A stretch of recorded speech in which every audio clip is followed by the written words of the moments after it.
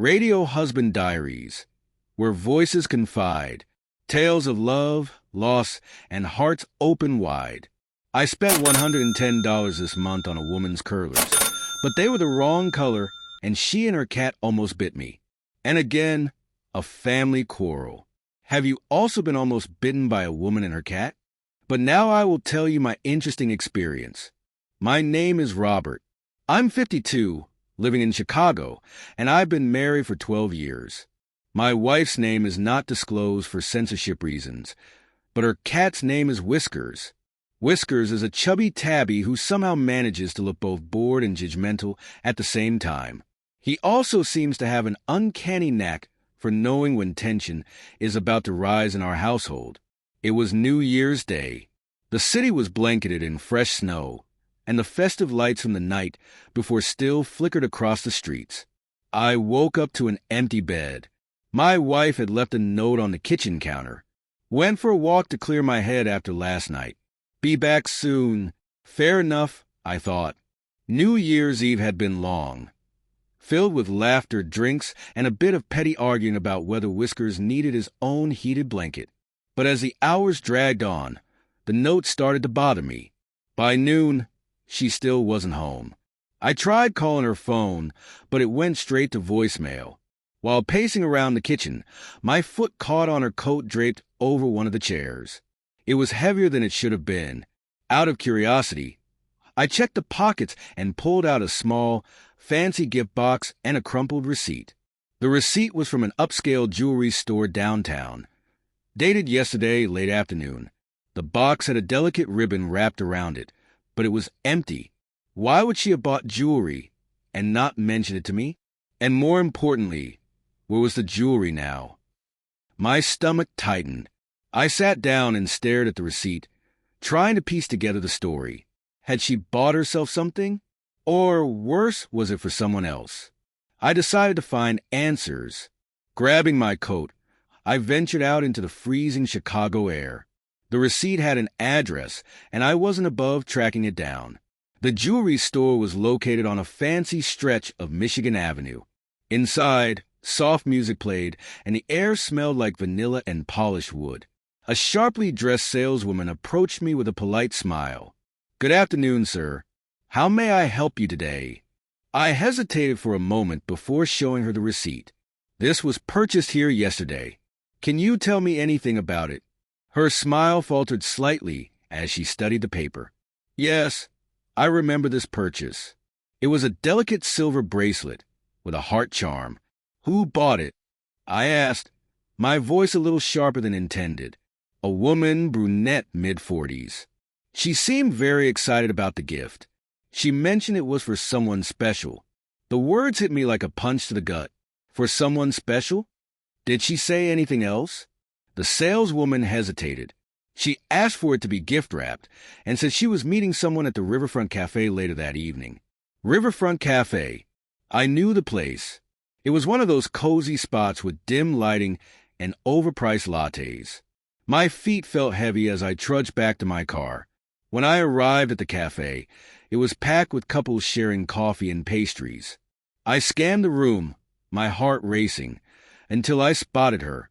My wife was sitting at a corner table. Across from her sat a man I didn't recognize. He was wearing a sleek suit and had a charming smile plastered across his face. On the table between them lay the silver bracelet, glinting softly in the light. I froze. My mind raced with questions. Should I confront her right here? Should I walk away and pretend I never saw this?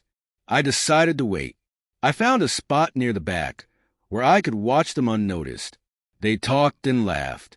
She looked happy, happier than I'd seen her in months. After about an hour, they stood up. He handed her the bracelet, and she slipped it onto her wrist with a smile. But then something unexpected happened. She hugged him briefly, whispered something in his ear, and then walked out alone. I followed her back to our house, keeping a safe distance. When she arrived home, I was already inside, sitting on the couch with the receipt and empty gift box in front of me. She froze in the doorway. "Robert," she began. "Where were you?" I asked, my voice calm but firm. She hesitated before sitting down across from me. "It's not what you think," she said softly. "The man you saw is an old friend from college. He's been going through a rough time, and I wanted to cheer him up. The bracelet was a gift from me to him because he lost someone he loved last year." Her voice trembled slightly, and I noticed tears welling up in her eyes. "Why didn't you tell me?" I asked. "Because I knew you'd react like this. Suspicious. Hurt. But it was innocent Robert. I promise." Silence hung between us like a heavy curtain. Could I believe her? Was she telling the truth?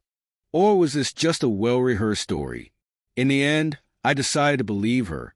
Maybe I'm naive, or maybe I'm just tired of fighting.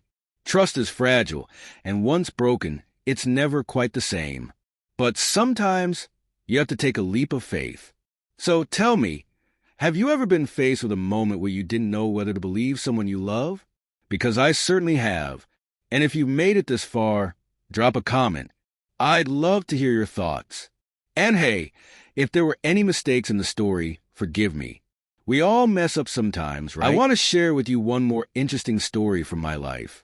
My best friend Chester, a manager with a $500,000 salary, is always hitting on my wife.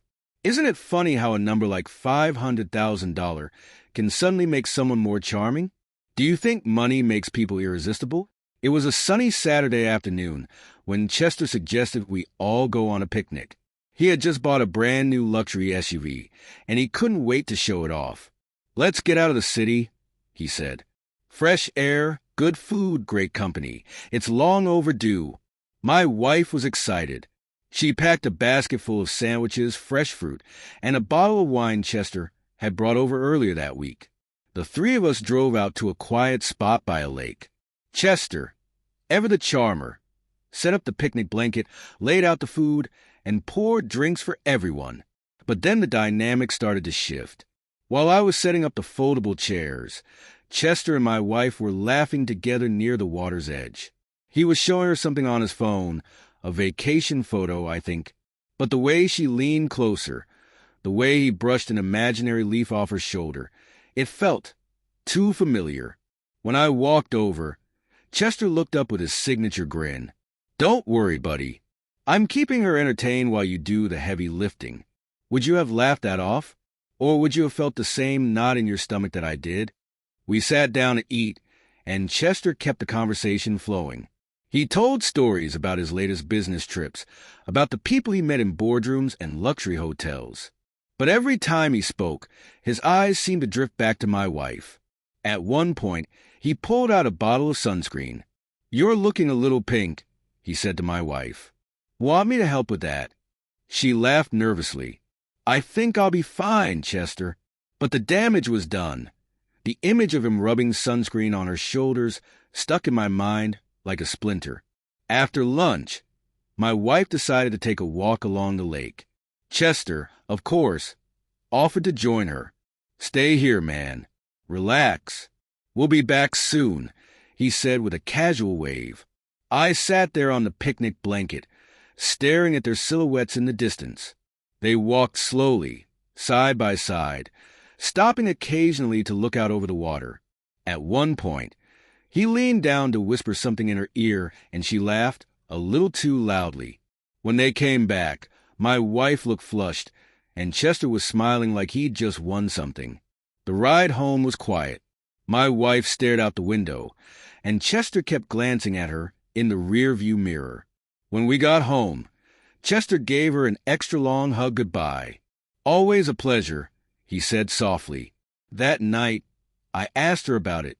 "Did anything happen on that walk?" I asked. She frowned. "No, don't be ridiculous. Chester's just being friendly." "Friendly? Is that what we call it now?" I couldn't sleep that night. Every little moment replayed in my mind. His hand brushing against hers, the whispered jokes, the sunscreen offer. So tell me, have you ever watched your best friend cross a line right in front of you? Because I certainly have. And if you've made it this far, drop a comment. I'd love to hear your thoughts. And hey, if there were any mistakes in the story, forgive me. We all mess up sometimes, right? Subscribe to hear new interesting stories and find out how much money women spend.